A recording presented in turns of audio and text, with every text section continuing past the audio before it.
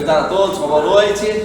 Boa noite. Alegria estarmos juntos novamente para estudar mais um tema muito importante para a nossa vida espiritual, para a nossa compreensão dos assuntos que nos levam para o céu.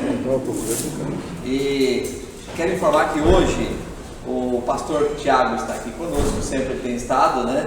E ele vai fazer o tema. O tema ele vai apresentar.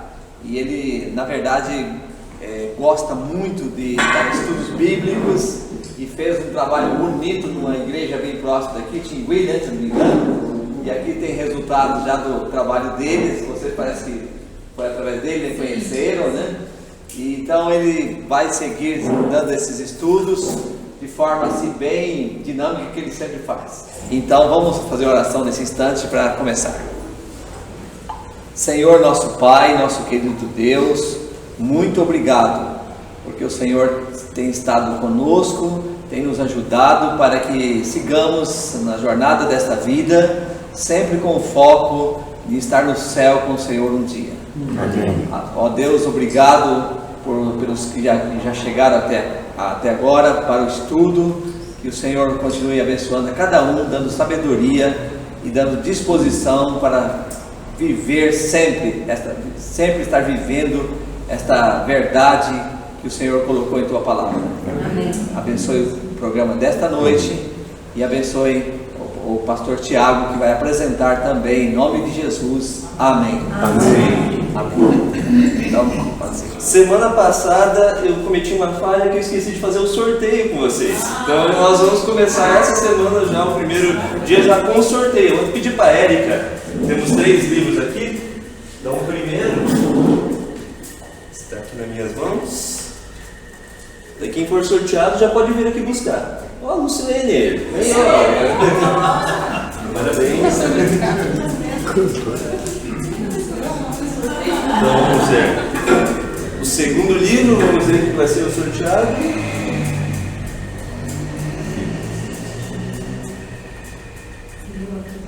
Cido. Cadê o Cido? Isso aí, parabéns. Rafael, não, esse aqui eu vou ter que falar, esse é sortudo. Semana passada ele olhou o livro aqui e falou assim, nossa, que legal, sobre música, gostei. Daí eu falei assim, você quer trocar? Já que eu tinha sido sorteado, né? Você quer trocar? Daí ele falou assim, não, eu quero ficar com esse daqui. E não é que ele foi sorteado e ganhou o livro. Pode vir, Rafael. obrigado. Então nosso tema, na verdade, é um tema que eu gosto muito de falar sobre ele. O título é O Fim da Morte. Né? Que maravilhosa promessa é essa, né? da morte um dia chegar a ter um fim. Mas antes de eu entrar nesse tema, eu só queria que... Pode passar mais um slide ali? Acho que não foi o slide que eu queria. Mas eu vou fazer a pergunta de forma oral aqui então. Vocês são bons em inglês? Tem alguém aqui que é bom em inglês? Ninguém? Então melhor ainda. Tem uma? Então você não pode participar, senão você vai estragar tudo. Me diz uma coisa. Eu vou dar 4 opções para vocês de palavra e vocês vão me dizer o que é a tradução dessa palavra. A palavra é a palavra fé. O que vocês acham que significa essa palavra fé? Vocês acham que significa em inglês? Inglês. O que você acha que significa? Leque, ventilador, torcedores, ou abanar, ou fãs. Na verdade, 5 opções. Leque, ventilador, abanar, torcedor ou fãs. Das 5 opções, quais que vocês acham que é? Fan. F-A-N. Fan. O que vocês acham que é? Leque, ventilador, abanar, torcedor ou fãs? Ventilador? Alguém discorda? Quer ir outro? Não? Então, ó, todo mundo está com a oferta ali no ventilador? Sim. E se eu falar para vocês que, na verdade, todas as alternativas são corretas? A palavra fé, em inglês, na verdade, significa leque, abanar, ventilador e torcedores ou fã. Então, qualquer uma das palavras ali, se você escolhesse, você ia acertar. Mas você deve estar perguntando assim, mas pastor, o que tudo isso tem a ver com o estudo sobre a morte, né? Parece que não tem nada a ver, mas tem uma conexão. Quando nós estudamos a Bíblia, nós sabemos que ela foi escrita no grego, hebraico e aramaico. Existem algumas palavras no hebraico que, quando a gente entende o significado dela, você descobre que ela também tem várias palavras para uma única palavra. Ou seja, tem várias traduções que você poderia usar para uma única palavra. No português isso também acontece, né? Quando a gente fala sobre ponto, né? Tem ponto final, tem ponto de vôlei, tem ponto de interrogação, tem ponto de ônibus. Você vê que no português a gente também tem essa mesma variação? No hebraico, mais ainda. Só para vocês terem uma noção, no hebraico, para formar as palavras existentes no hebraico, são cerca de 7.500 palavras, para formar tudo que a gente tem no hebraico bíblico, no caso. No português, a nível de comparação, são 400.000 palavras. Então vocês viram a diferença? Então, uma palavra vai significar muitas outras coisas. Por que eu estou falando tudo isso? Hoje, no nosso estudo, nós vamos nos deparar com um texto que essa palavra cria uma confusão na nossa mente. E por conta dessa confusão, eu já vou explicar o porquê que cria essa confusão, as doutrinas também acabam se tornando confusas. Mas não se preocupe, até o final do estudo eu espero que eu consiga esclarecer para vocês e vocês saiam daqui sem dúvida nenhuma em relação a esse assunto. Tudo bem? Então vamos lá. Hoje, como nós vamos falar sobre o fim da morte, vamos ver o que Jesus afirma, o que Jesus afirmou poder controlar. Vamos ler lá Apocalipse 1:18. Vamos lá, vocês querem acompanhar junto? Ó, vamos tentar fazer a leitura junto. Ó. E aquele que vive, estive morto, mas eis que estou vivo pelos séculos dos séculos e tenho as chaves da morte e do inferno. Então aqui ó, já começa a aparecer algumas palavrinhas que para nós pode causar uma confusão. Por exemplo, o que é ter as chaves da morte e do inferno? Na maioria das pessoas interpretam que esse inferno, o que é? É aquele lugarzinho que diz que as pessoas vão ser lançadas ali no fundo da terra, onde tem gente queimando, sendo atormentada. Não é mais ou menos essa a concepção de inferno? Só que essa palavra inferno, no original em grego, é a palavra Hades. E qual seria a melhor tradução da palavra Hades? Qual seria o melhor significado da palavra Hades? Sepultura. Sepultura, ou aquilo que está debaixo da terra, que é a sepultura. Então, quando ele fala assim que ele tem a chave da morte e do inferno, ele está querendo dizer assim, ó, que ele tem controle sobre a vida e a morte, ou seja, ele tem controle sobre quem vai morrer, quem vai viver, ele tem controle em relação a essas coisas. Então, Hades aqui, no caso, é uma palavra que significa sepultura e não aquele inferno que a gente imagina. Mas calma que a gente pode chegar nessa questão do inferno aí, mas lá para frente a gente vai compreender melhor isso daí. Então assim, respondendo a pergunta 1, o que Jesus afirmou poder controlar? Então, a pergunta 1, Jesus tem as chaves da morte e da sepultura, capacitando a abri-las e chamar a vida eterna os salvos por ocasião da sua vinda. Ou seja, todos aqueles que um dia morreram, mas morreram crendo em Jesus, Jesus vai chamar eles da sepultura. Eles vão sair das sepulturas para ter a vida eterna, né? Para receber a salvação. Então é isso aí. Vamos para a pergunta 2. Como é apresentada a criação do homem? Então vamos ver ali Gênesis 2:7. Então como que o homem foi criado? Antes de você saber para onde você vai depois que você morre, é importante você saber a sua origem. Como que o ser humano foi criado? Da onde o ser humano foi criado? Vamos ver então agora Gênesis 2:7. Então formou o Senhor Deus o homem do pó da terra. Ele soprou nas narinas o fôlego de vida, e o homem passou a ser alma vivente. Tem alguém que a versão está diferente de alma vivente? Todo mundo com alma vivente? Certo, olha só. Esse verso aqui é muito importante para o nosso estudo.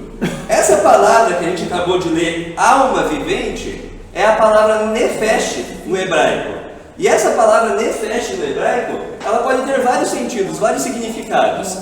Eu não vou falar ainda todos os significados de nefesh, porque eu gostaria de fazer uma pergunta para vocês. O homem, ele tem uma alma ou ele é uma alma? Ele é uma alma. Você percebeu que alguns estão falando, opa, ele tem uma alma, outros estão falando ele qual que está certo? Você já viu que já começou um pouquinho da confusão, né? Só no português a gente já consegue resolver aqui essa questão, porque assim, olha o que o texto fala, né? O homem passou a ser. Então ele passou a ser. Se ele tivesse uma alma dentro dele, né, como é a maioria da concepção das pessoas evangélicas, o texto teria que mudar o verbo aqui. Em vez do verbo ser, teria que ter o verbo ter. Aí sim, dentro desse corpo era para ter uma alma, mas não. O corpo humano, na verdade, é o que significa alma. A palavra alma é o corpo humano, somos nós. Se isso ainda não foi convincente para você, eu gostaria de abrir mais alguns textos. Não está no estudo, mas isso aqui vai ajudar a gente a compreender melhor. Abre ali em Deuteronômio 10, 22, na Bíblia de vocês. Deuteronômio 10, 22. O texto diz assim, vamos todos juntos lá, ó. Com 70 almas teus pais desceram ao Egito. E agora o Senhor teu Deus te pôs como estrelas no céu em multidão. Então a palavra que aparece aqui para almas, novamente a palavra nefesh. Só que calma aí, agora a gente vai entender dentro da Bíblia o que realmente significa essa palavra almas. Essa história que a gente acabou de ler de Deuteronômio, ela se repete em Gênesis 46, 27. Vamos lá em Gênesis 46, 27? Vamos juntos então. E os filhos de José, que lhe nasceram no Egito, eram 2. Todas as pessoas da casa de Jacó que vieram para o Egito foram 70. Vocês perceberam que é a mesma história? Qual é a história aqui, né? Então, os filhos de Jacó saindo de lá do Egito, e diz que eles saíram em 70 pessoas. Mas você viu que no outro texto ele não usou pessoas, a palavra pessoas, ele usou a palavra o quê? Almas. Ou seja, se lá ele usou almas e aqui pessoas, almas é o quê? Pessoas. Você viu que no português, sem vocês entenderem hebraico, vocês já conseguiram entender o que significa a palavra alma? Então, alma ela pode ser traduzida por pessoas, pode ser traduzida por vida, pode ser traduzida por alma, pode ser traduzida em algumas circunstâncias por sentimento. E vocês viram que alma tem uma variedade de traduções ali, mas o sentido é o texto bíblico que você vai ler que vai dar o sentido do que significa almas. Então, no caso aqui a gente conseguiu perceber que alma é pessoas. Para vocês verem como que fica claro, né? Vamos imaginar o conceito da imortalidade da alma? Como que pensam os imortalistas? Eles pensam assim, que o nosso corpo aqui é uma prisão, é uma cadeia da alma. Então, que seria o espírito que eles falam, né? Então, dentro de nós tem como se fosse, eu vou usar um termo aqui que vocês vão conseguir compreender, é como se tivesse um Gasparzinho dentro da gente. Quando você morre, o teu corpo ele se desintegra, né? Volta para o pó da terra, e esse Gasparzinho é liberado e fica vagando aí por aí. Uns vai para o céu, outros vai para o inferno, dependendo do que ele fez aqui na terra. Esse é o conceito da imortalidade da alma, de quem acredita na imortalidade da alma. Mas vamos voltar ali para o texto. Você consegue imaginar Jacó descendo para o Egito com 70 Gasparzinhos assim do lado dele? Vocês conseguem imaginar essa situação? Não, né? Fica meio estranho. Agora, você consegue imaginar Jacó descendo com 70 pessoas ao seu lado? Então vocês veem que quando a gente vai para o texto bíblico, fica claro que alma nada mais é do que pessoas, um ser humano, um ser vivente. Então, esse é o significado da palavra nefesh, né? Podendo ter aquelas variações, como vida, como pessoas, como sentimento também, dependendo de alguns casos, a palavra também pode ter essa divergência ali. Mas, então, acredito que ficou claro. Tem alguma dúvida, então, em relação à alma? Ficou compreensível para vocês o que realmente significa alma? Tudo certo? Então vamos ver agora a pergunta 2 para a gente responder ali, ó. Então formou o Senhor Deus ao homem do pó da terra e lhe soprou nas narinas o fôlego de vida. E o homem passou a ser alma vivente. Se existir alguma dúvida, algum resquício sequer de que alma realmente é uma pessoa, o texto que a gente vai ler agora vai fechar com isso, vai terminar esse assunto. Vamos para a Bíblia agora em Ezequiel 18:4. Qual é a condição humana segundo a Bíblia? Vamos ver ali, Ezequiel 18:4. Eis que todas as almas são minhas, como a alma do Pai, também a alma do Filho é minha. A alma que pecar essa, morrerá. Opa! Você viu que está falando que alma, ela morre? Se a alma morre, é impossível ela ser imortal. Então, a doutrina da imortalidade da alma, só com esse texto aqui, ó, já é derrubada. Está dizendo assim aqui, todo aquele que pecar, ou seja, o ser humano, o homem que pecar, esse morrerá. Porque, segundo fala lá em Romanos 6:23, o salário do pecado é o quê? A morte. Então vocês percebem como que a Bíblia toda está interligada, ela está em harmonia? Não tem como a gente defender esse conceito de imortalidade da alma.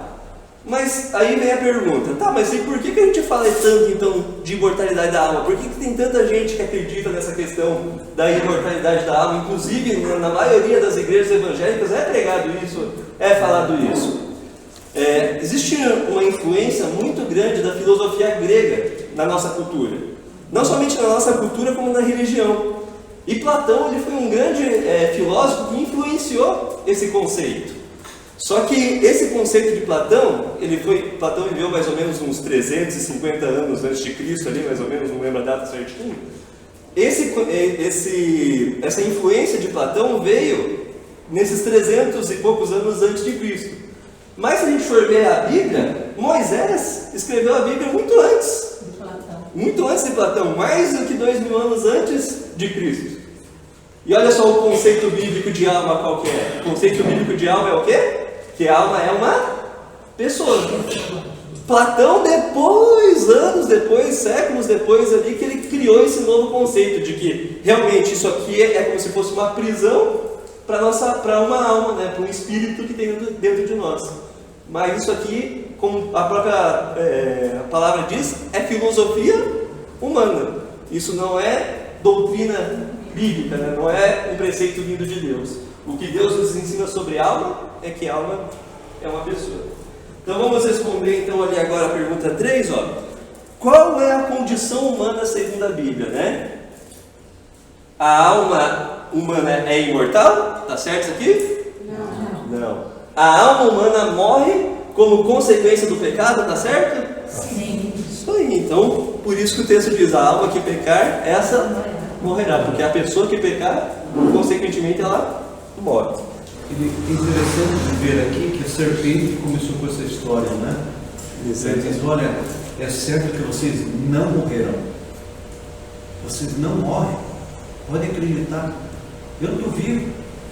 Eu comi aqui da fruta, eu estou vivo. A coisa começa ali, né? Sim, muito boa a observação, né? Porque vamos começar a pensar na seguinte forma.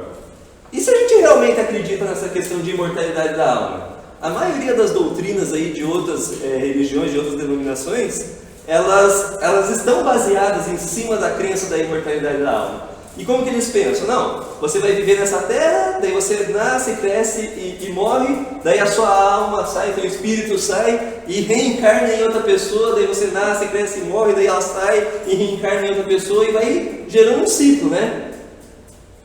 Por que isso é perigoso? Se a Bíblia fala que nós temos apenas uma vida, se você passa a acreditar que você tem mais de uma vida, a tua única oportunidade de entregar a vida de Jesus, a tua única oportunidade de salvação, ela se perde. Se você tiver um pensamento de que você pode tentar restaurar o que você fez de errado nessa vida em outra vida. Né? Então é perigoso, é uma doutrina que o diabo mesmo é diabólica, né? Como a gente pode ver. Acho que o pastor Calixto queria complementar com alguma coisa? Não, de fato, os meios filosóficos, até o cristianismo, foi assim, bem impregnado com a teoria de Platão, inclusive essa teoria que a alma é imortal. Acontece que antes de Platão, Sócrates, que foi o professor de Platão, aceitou essa teoria, ele foi para o Egito e construiu lá, junto com os egípcios, a teoria da imortalidade da alma e trouxe para Platão, e Platão então expandiu para todas as partes de suas literaturas.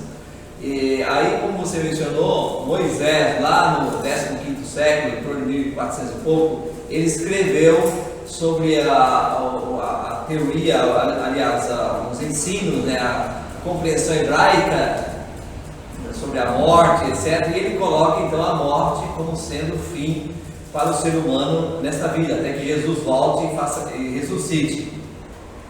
Ocorre que o pastor agora mencionou uma coisa interessante que também é bíblica. capítulo 3 de Gênesis, então a serpente disse que certamente não morrerás.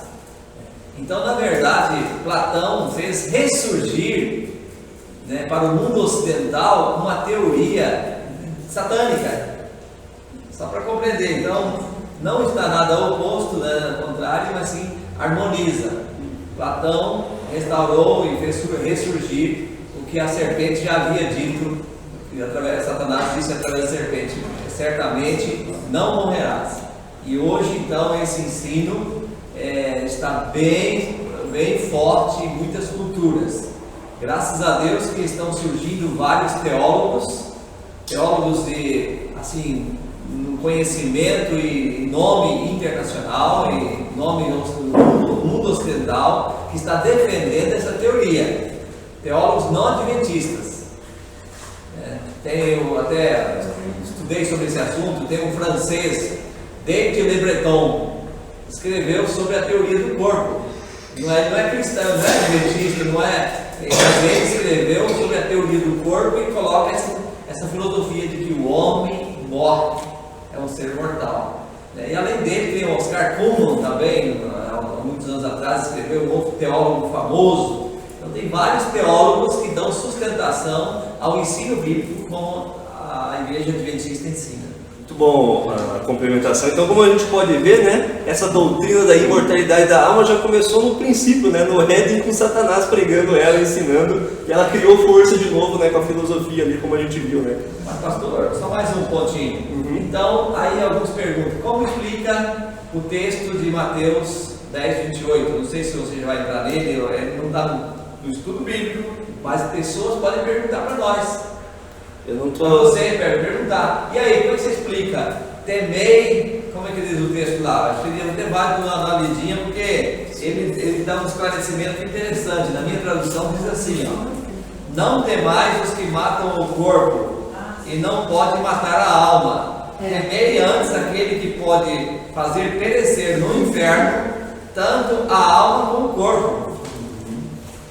Então, se a teoria de Satanás e consequentemente de Platão diz que a alma não morre, Jesus disse: a alma morre e o corpo também. Ou seja, tudo morre, né? O ser humano é mortal, como você mencionou.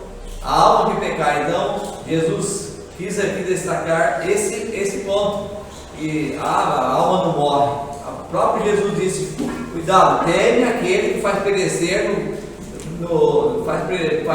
inferno, ou na sepultura, que você já traduziu aí, né? Na sepultura, tanto a alma quanto o corpo, como entendimento, como força, e como espírito, que é tudo a mesma coisa. Então o ser humano é um conjunto é um ser integral, não é um ser fragmentado. Essa parte vive sem aquela, não vive, nem o dedo do seu pé vive sem o corpo todo, seu sangue não chega lá, nada vive, né? Então o texto está dizendo: temei aquele, a Deus, que vai fazer destruir, né, aquele que faz perecer tanto a alma como o corpo. Então, só para ajudar, se for possível ajudar, não sei se compliquei mais, tudo bem. Por que a gente não consegue se deparar com a morte? Por que a morte é uma coisa tão difícil da gente lidar? A morte é uma coisa tão difícil da gente lidar porque não foi propósito de Deus que a morte existisse. Não fomos criados para morrer. Exatamente, não fomos. O ser humano realmente, por isso que é difícil a gente lidar com a morte. Dentro do nosso coração, Deus colocou o desejo pela eternidade. Ou seja, é por isso que quando a gente se depara com a morte, ela é tão difícil de lidar, ela é tão dolorida, porque Deus queria, era o plano dele, originalmente, que a gente vivesse, né, para toda a eternidade. Mas hoje nós também temos uma condição, né, de poder termos a vida eterna, né? Quando nós aceitamos a Jesus, nós não temos a imortalidade inerente em nós, mas ao aceitar a Jesus, ele sim, ele é o dono, né? Como a gente falou assim, ele tem a chave sobre a vida e a morte. A condição é crer nele, é aceitar ele, aceitar o sacrifício, né? Ele já pagou o preço pelo pecado nosso, né? O que transformou a gente mortal foi o pecado, foi a entrada do pecado. Só que quando Jesus veio a esse mundo e morreu na cruz, ele assumiu a culpa pelos nossos pecados. Ou seja, quando nós aceitamos a ele, nós nos tornamos justificados por ele. E uma vez justificado, com a ressurreição dele, ele venceu a morte. Exatamente. Da mesma forma que um dia ele também veio a esse mundo, morreu e ressuscitou, essa promessa também cabe a todos aqueles que nele creem. Então agora vamos ali para a pergunta 4. O que os mortos sabem sobre si e sobre os que vivem? Eclesiastes 9, do 5 ao 6. Pastor, sinto ter uma pergunta para fazer aqui. Como é que é? Nós viemos para a vida ou para a morte? O plano de Deus originalmente sempre foi a eternidade. A morte não era plano de Deus. A morte frustrou os planos de Deus, na verdade. Claro que ele não se frustrou porque ele sabe, ele já sabia. Se não havisse o pecado, não haveria morte. Correto? Exatamente, é o que o pastor está dizendo. O ser humano foi criado para viver eternamente. A vida Porém, o ser humano tinha que tomar a decisão. Você já pensou alguém lá no céu e Deus dizer assim, só para... Ah, tá. Por favor. Não. Alguém estar no céu e dizer assim, eu estou aqui, mas não era no meu lugar, eu não queria estar aqui. Eu não queria participar da adoração com Deus, eu obedecer a Deus. Eu não queria isso. Então, ninguém vai para o céu se não for pela decisão dele. Exatamente. Então, aí Deus falou, olha, tem essa opção, que Deus colocou o mal. Isaías 45, verso 7 diz, eu crio o bem e crio o mal. Deus criou. Só Deus não colocou o mal em nenhum coração. Mas por que Deus deixou essa opção? Para ter o livre-arbítrio. Você queria ser um robô de Deus? Alguém queria ser um robô? Porque se não houvesse livre-arbítrio, não teria, todo mundo seria um robô. Você não tem liberdade. Então Deus deu liberdade para o ser humano para agora correr esse risco. Mas Deus tinha um plano B. Caso o ser humano caísse no pecado, fosse tentado e entrasse no caminho do mal, aí então tinha o sacrifício de Jesus. Jesus então morreu antes da fundação do mundo. Porque aí nesse caso, Jesus agora deixou disponível. Quem crê, porque que João 3,16 diz? Todo aquele que nele crê, não pereça, mas tenha. Exatamente, tem a vida eterna. Então, a decisão de ir para o céu é de cada um. Agora, entenderam até aqui? Faz sentido? Então, Deus não colocou a morte no coração de ninguém, nem desejava. Qual pai que deseja a morte do seu filho? Nenhum. Agora, por outro lado, o filho toma a decisão e o pai respeitou a decisão igual o filho pródigo. Você quer ir embora? E o pai todo dia esperando, oxalá meu filho voltasse. Assim é Deus. Então, você vai para o céu se você quiser. Deus tem plano para você. Aí tem um outro detalhe, pastor, só concluindo aqui. É muito trágico o que vai acontecer com os ímpios. Na aula passada, nós vimos que os ímpios serão queimados, ficarão eternamente queimados. Mas esse queimar vai ser fácil? Não vai ser fácil. Quem se sente bem diante de um fogo? Quem se sente bem? Porém, tem um detalhe: esse fogo não será eterno, ele vai até consumir tudo. Então, a decisão nossa é andar com Jesus, viver com Ele, fazer a vontade dEle de todo o coração, para poder viver eternamente. Com amor, né? Sem dúvidas. Então, quando fala de morte, também não está falando somente da morte desse corpo, está falando de morte eterna. É esse o sentido da morte ali. Quando Deus falou assim, certamente morrerá, não está falando simplesmente do corpo físico, está falando da morte eterna. Quando você desobedece a Deus, quando você se afasta de Deus, dos caminhos dele, você está na condição não apenas da morte física, e sim da morte eterna. Era isso que Deus estava falando no momento. Vamos lá para Eclesiastes, capítulo 9, o versículo 5 e 6. Vamos ler juntos lá? Porque os vivos sabem que hão de morrer, mas os mortos não sabem coisa nenhuma, nem tampouco terão eles recompensa, porque a sua memória jaz no esquecimento. Amor, ódio e inveja para eles já pereceram, para sempre não têm eles parte em coisa alguma do que se faz debaixo do sol. Eu gosto de, quando eu leio esses textos da Bíblia, eu gosto de sempre tentar pensar dos dois lados, né? Quando nós estamos estudando aqui, falando sobre a morte, a gente está defendendo a mortalidade da alma. Mas voltando para o pensamento dos imortalistas, Vamos refletir assim na questão da imortalidade da alma? Você já pensou se realmente essa teoria da imortalidade da alma estivesse correta? Vamos imaginar assim, ó, a pessoa morreu, o corpo físico, né, se degradou, foi para o pó da terra, e aquele espírito subiu, aquele Gasparzinho subiu e está lá no céu. Vamos imaginar assim, vamos só filosofar um pouquinho. Você consegue imaginar você chegando lá no céu e você não expressar nenhum tipo de sentimento, nem de amor, nem de ódio? Você consegue se imaginar lá no céu sem expressar algum tipo de sentimento? É impossível, não é? Mas a Bíblia está falando assim, ó, que quem morre, olha o que o texto está falando, ó. Amor, ódio e inveja para eles já pereceram. Ou seja, você deixou de ter amor, você deixou de ter inveja, você deixou de ter ódio. Eu penso assim, que se eu tivesse morrido e ido lá para o céu, mas eu ia estar louco de alegria, louco e feliz. E o contrário também é uma verdade. Imaginou assim, você morreu, não se salvou, não aceitou Jesus e foi para o inferno, né? Que nem é o que pensam os imortalistas, né? Você consegue se imaginar lá no inferno, sem no mínimo estar com ódio? Eu não consigo imaginar, imagina, eu perdi minha salvação, mas que coisa, que droga, que coisa. Não seria esse o sentimento de você estar lá no inferno? E a Bíblia está falando que quem morre não tem sentimento nenhum, nem de ódio, nem de amor.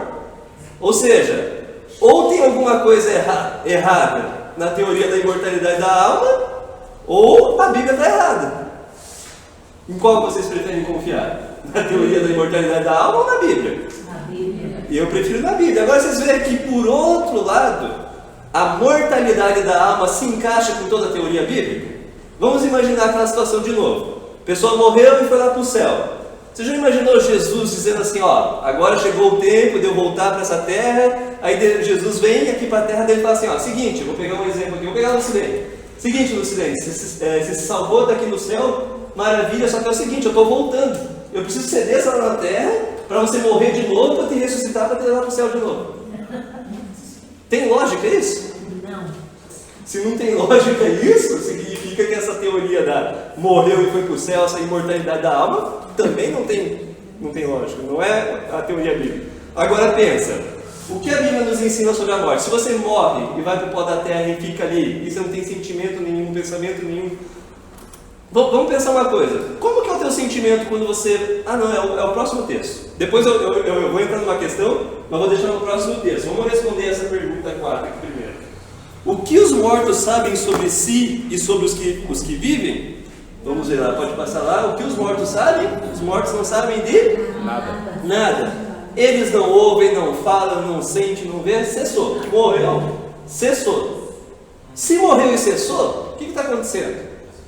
É o que a próxima pergunta vai nos responder. Só dar a resposta ali para eles ali, ó. A resposta é: os mortos não sabem de nada, não têm sentimentos, não falam, não ouvem. De que forma Jesus Cristo se referia à morte? Então, se vamos tentar entender o que é a morte. Já que nós morremos, o que acontece então quando a gente morre? Vamos ler João 11, do 11 ao 13. Vamos ler lá juntos, ó. Isto dizia e depois lhes acrescentou: nosso amigo Lázaro adormeceu, mas vou para despertá-lo. Disseram-lhe, pois, os discípulos: Senhor, se dorme, estará salvo. Jesus, porém, falara com respeito à morte de Lázaro, mas eles supunham que tivesse falado do repouso do sono. Vocês percebem o que está acontecendo aqui a situação?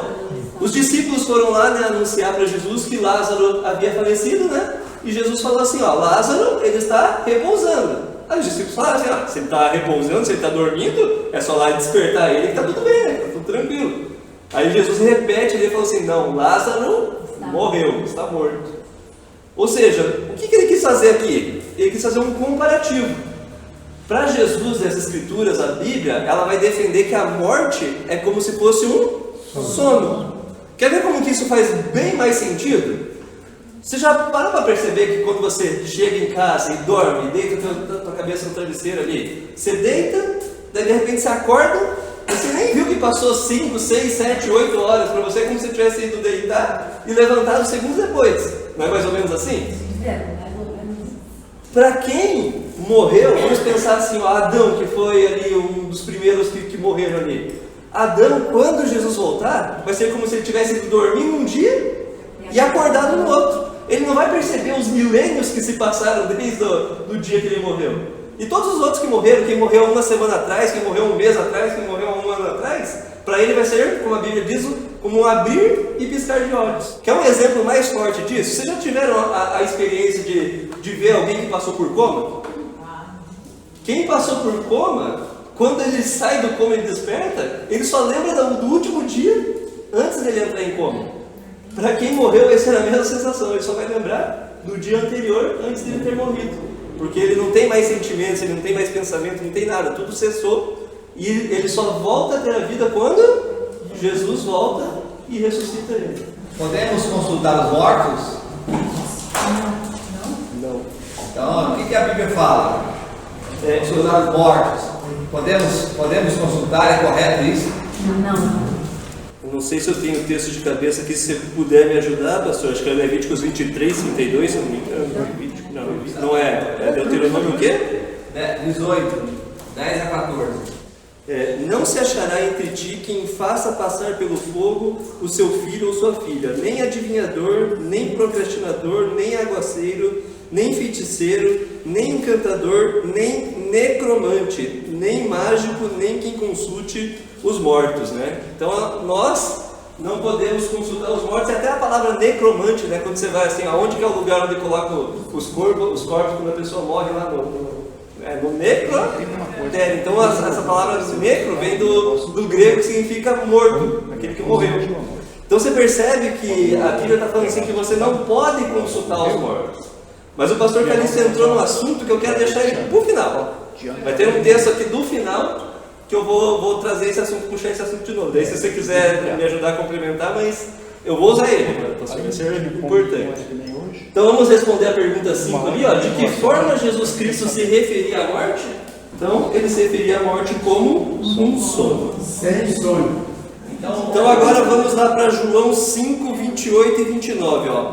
Quando os seres humanos despertarão para receber a recompensa da sua vida, salvação ou perdição? Não vos maravilheis disto, porque vem a hora em que todos os que se acham nos túmulos ouvirão a sua voz e sairão. Os que tiverem feito o bem para a ressurreição da vida, e os que tiverem praticado o mal para a ressurreição do juízo. Né? Então é aquilo que o pastor Calixto já tinha falado na semana passada, no tema passado.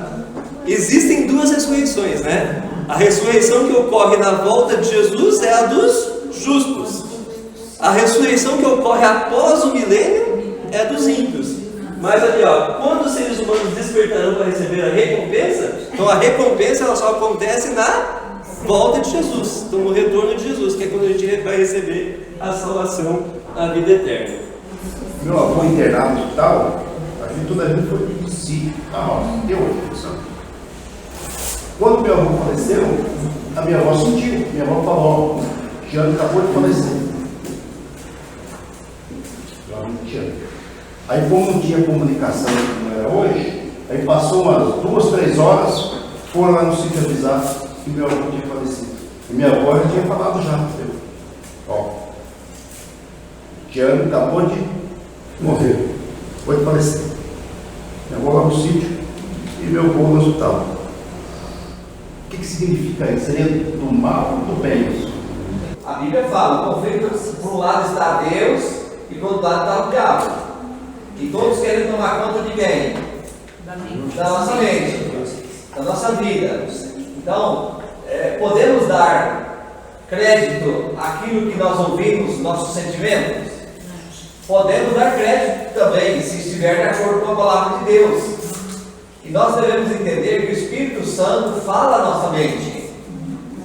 Fala a nossa mente. Mas ao mesmo tempo que Deus fala, o diabo também fala. Vocês estão entendendo? Então nós temos que estar atentos, porque pode ser que o que está vindo à minha mente não esteja em conformidade com a palavra de Deus, porque a palavra de Deus que é o parâmetro. A palavra de Deus está de acordo com a palavra de Deus? Então, concernente a esse pressentimento que a sua avó teve, nós não podemos julgar, eu acho que eu não sou capaz de julgar, ninguém pode julgar de onde veio. É possível que Deus tenha colocado na mente dela esse sentimento. esse aviso. É possível. Está entendendo? Agora, como já falamos no vídeo passado, há casos assim. Chega uma pessoa e diz, a sexta-feira vai ter uma sessão lá na lugar e o seu avô vai aparecer para falar contigo. Aí você vai aparecer, então eu vou lá ver. Você já está dando crédito à voz que não é a voz de Deus. Não tem diferença isso? Tem diferença. Então, aí aquela voz que vai aparecer vai ser igualzinha da sua pessoa que foi informado que seria seu avô, vai ser a voz dele, tudo certinho. Então, o que a Bíblia fala? Olha, não consulteis os mortos. Não consulteis. Inclusive, eu falo nisso aqui, mas eu posso só um pouquinho mais à frente. Tem pessoas até em nosso meio que, quando está no desespero, diz: eu quero ser curado, não importa de beber a fonte. E aí vai buscar cura e outras coisas, feitiçaria, macumba. Desculpa, respeito quem crê. Eu não creio. E a Bíblia fala que não devemos buscar essas coisas. Feitiçaria. Vocês estão entendendo? Então há uma voz de Deus que precisamos ouvir. E não pensa que nós estamos num conflitozinho assim, de brincadeira de criança, não. O conflito aqui é mortal. É mortal. Satanás não perde tempo para ver a gente na cova. E nunca vai sair, nem na segunda ressurreição mesmo, para depois ser queimado. Esse é o plano do Satanás. Então precisamos, como diz a Bíblia Sagrada, vigiar e estar sempre em oração, para não cair nessas artimanhas perigosas. Infelizmente está tendo denominações que se dizem seguidoras da Bíblia e está mexendo como se fosse feitiçaria dentro dos próprios cultos, né? Invocando coisa e, né? Dentro de próprias denominações que se dizem crentes, servos de Deus, estão prometendo cura, milagre, um monte de coisa e acaba sendo feitiçaria, né? Então, ali, a pergunta 7 agora. O que Jesus fará com a morte no fim do milênio? Então, vamos ler ali Apocalipse 20, 14. Então, vamos lá acompanhando junto. Então, a morte e o inferno foram lançados para dentro do lago de fogo. Essa é a segunda morte, o lago de fogo. Lembra que anteriormente eu mencionei para vocês que a palavra inferno significava sepultura? Agora que aparece essa palavra lago de fogo, que é essa concepção mais ou menos que nós temos de inferno, né? Algo que está queimando. Realmente, haverá um momento onde terá esse lago de fogo. Mas quando que vai vir esse lago de fogo? Somente após o milênio, quando Jesus Cristo voltar com a Nova Jerusalém para purificar essa terra. Nesse momento que Satanás, os ímpios, todos aqueles que cometeram um pecado, né? Os anjos caídos, eles vão ser destruídos através do quê? Através desse lago de fogo, que é a palavra Geena no original. Então a palavra que se refere ao lago de fogo é Geena, que é o que aparece aqui nesse momento. Então assim, o lago de fogo, ele é algo que ainda vai existir, ele ainda não existe. E nesse momento que vier esse fogo consumidor para destruir Satanás, os ímpios e o pecado de vez, a morte ela vai ser lançada também. Por quê?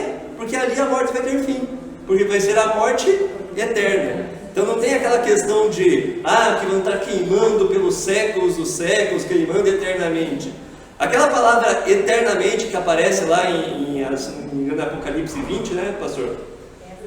Mas, enfim, aquela palavra que fala que eles vão queimar eternamente pelos séculos dos séculos, é a mesma palavra que aparece aqui em Judas 1,9, que diz assim, Judas 1,7.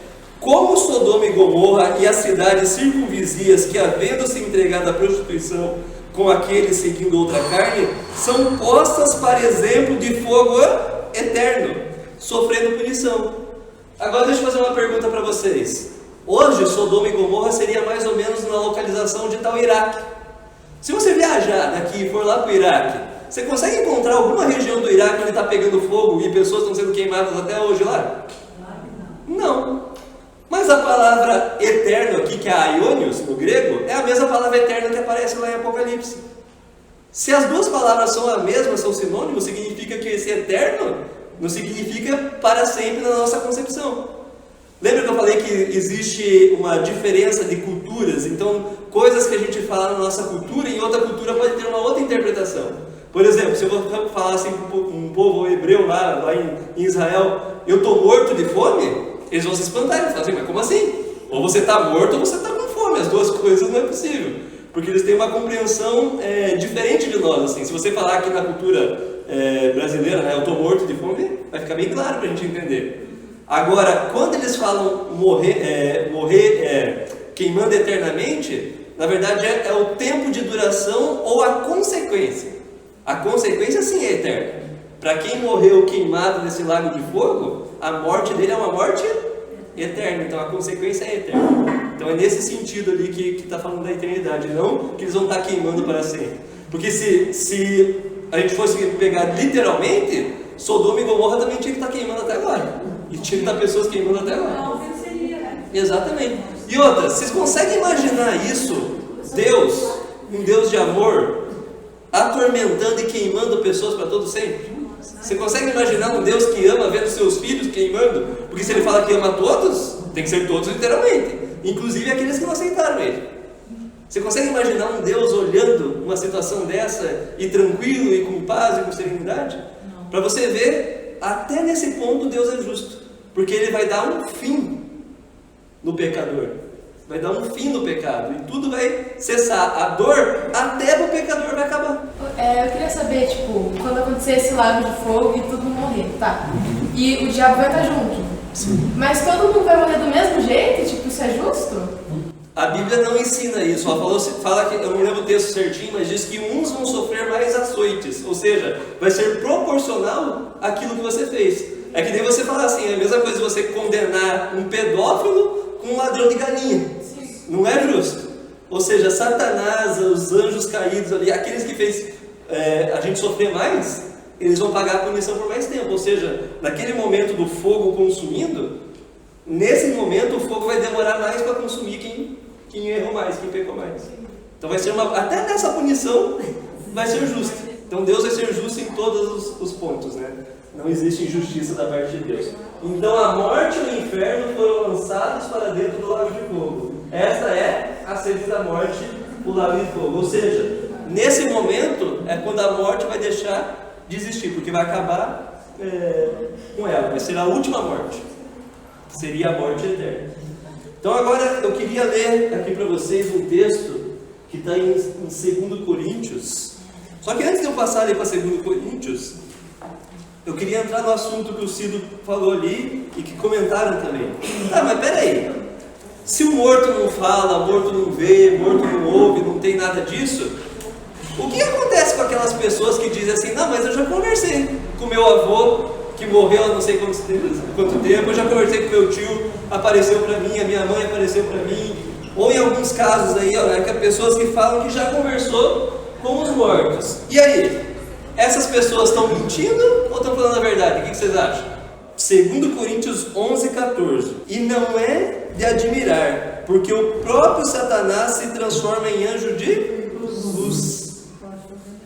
Olha só, Satanás, ele tem o poder, se ele quiser entrar nessa porta como um anjo de luz e aparecer para nós, ele tem poder para isso. Se ele tem poder para aparecer como um anjo de luz, será que ele não tem esse mesmo poder para aparecer como uma pessoa? E para reforçar mais essa questão de que Satanás tem poder, olha só o que diz em Êxodo 7, o verso 10, ó. Então Moisés e Arão chegaram ao faraó e fizeram como o Senhor lhe ordenava. Lançou Arão seu bordão diante do faraó e diante dos seus oficiais, e ele se tornou em uma serpente. O faraó, porém, mandou vir os sábios e encantadores, e os sábios do Egito fizeram também o mesmo com suas ciências ocultas, pois lançaram eles cada um seu bordão, e eles se tornaram em serpentes, mas o bordão de Arão devorou o bordão deles. Vocês percebem que Deus orientou Arão ali, né, lançar o cajado, lançar o bordão, e ele ia virar uma serpente. E realmente, isso foi um milagre. E aconteceu esse milagre. Só que depois o faraó falou assim, não, mas meus sábios, meus encantadores também sabem fazer o mesmo. E foram lá e fizeram o mesmo. Ou seja, o que isso nos mostra? Que Satanás realmente tem poder. Mas você percebe que no final, a serpente que Arão fez ali, ela engoliu a serpente deles? Sim. Ou seja, isso demonstra que por mais que Satanás tenha poder, o poder do nosso Deus sempre é maior, sempre é superior. Eu quero que vocês saiam daqui em mente com o que está escrito em Apocalipse 21:4. O que acontecerá com a morte no novo céu e na nova terra prometidas por Jesus? Vamos ler lá Apocalipse 21:4. Apocalipse 21, verso 4 diz assim, ó: E lhes enxugará dos olhos toda lágrima, e a morte já não existirá, já não haverá luto, nem pranto, nem dor, porque as primeiras coisas passaram. Amém? Amém. Se tem uma coisa que nós precisamos entender acerca da morte, é que nós que somos cristãos, nós que aceitamos a Jesus, nós que conhecemos o poder dele, nós não temos que temer a morte, porque ele prometeu que um dia toda dor que nós passamos, toda lágrima, ele mesmo enxugará dos nossos olhos, e ele mesmo ressuscitará aqueles queridos que um dia nós perdemos e que estavam em Cristo Jesus, né? Que nós possamos ter essa fé, ter essa confiança de que Jesus muito em breve irá voltar, e todos aqueles que repousam no sono da morte, um dia Jesus virá para nos restaurar e ressuscitar todos. Então vamos ler ali a nota final, ó. Aceitar Cristo não nos livra do sofrimento deste mundo, mas cedo ou mais tarde, praticamente todos ficaremos doentes e morreremos.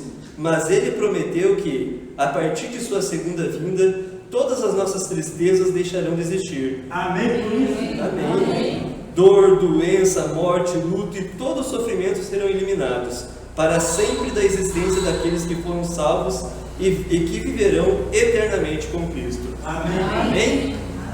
Então, para nós encerrarmos aqui, ó, meu compromisso ali, ó.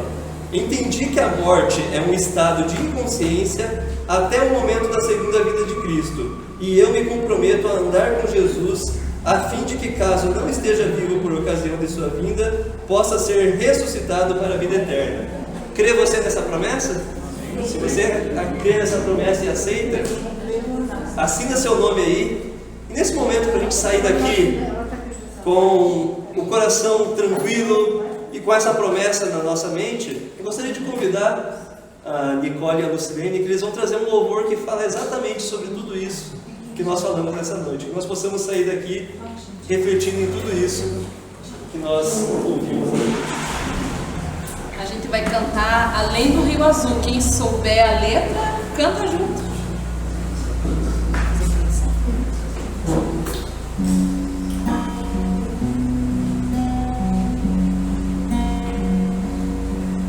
Além do Rio Azul,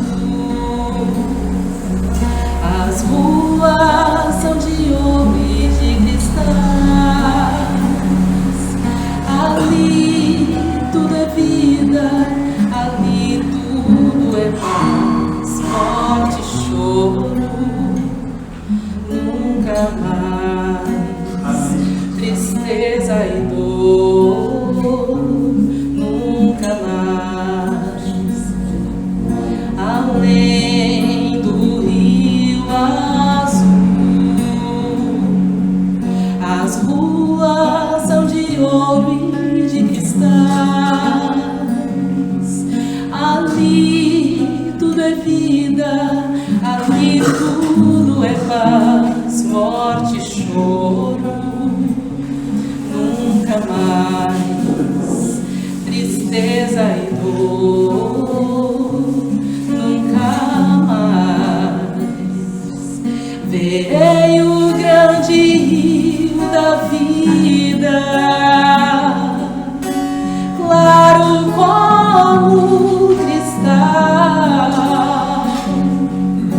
Verei a face do meu mestre querido. Não haverá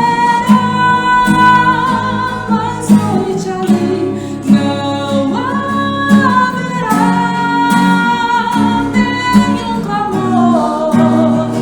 Verei os olhos de Jesus e tocarei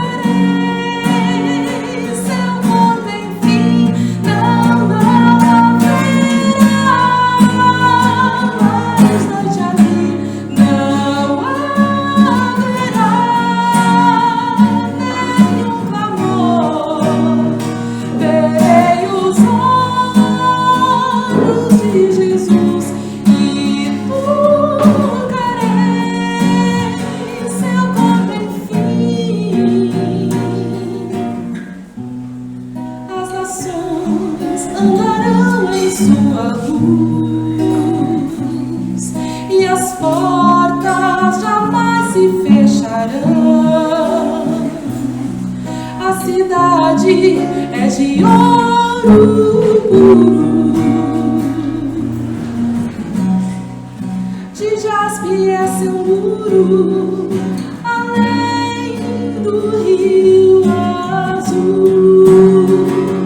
Morte, choro, tristeza e dor, nunca mais, nunca mais. Morte, choro, tristeza e dor, nunca mais, além do rio azul.